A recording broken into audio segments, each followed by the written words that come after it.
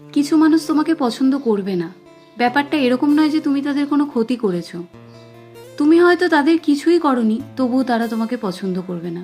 তুমি যতই ভালো কাজ করো না কেন, দেখবে তাদের কাছে সেটাও ভালো লাগবে না।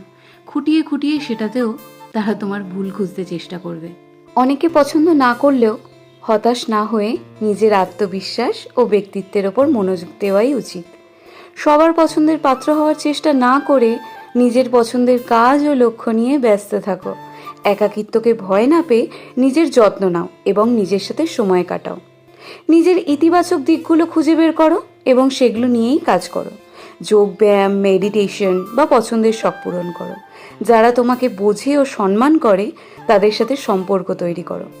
মনে রেখো, সবাই আমাকে পছন্দ করবে এমনটা আশা করা অবাস্তব। তোমার মূল ফোকাস হওয়া উচিত নিজের সুখ ও উন্নতির দিকে। নিজেকে ভালোবাসতে শেখো, কারণ তোমার হাসি, তোমার স্বপ্ন আর শান্তি সবচেয়ে আগে তোমার নিজের জন্যই প্রয়োজন।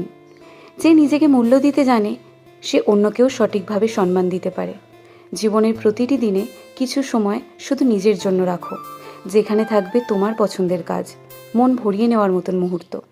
নিজেকে ছোট করে কখনোই দেখো না, কারণ তোমার প্রতিটি পদক্ষেপ, তোমার প্রতিটি অর্জন তোমাকে আলাদা করে তোলে।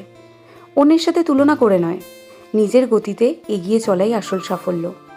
তুমি যেমন ঠিক তেমনভাবেই অনন্য, এটাই তোমার সবচেয়ে বড় শক্তি। নিজেকে ভালোবাসা মানে নিজেকে সম্মান করা, যত্ন নেওয়া এবং বিশ্বাস রাখা যে তুমিই যথেষ্ট।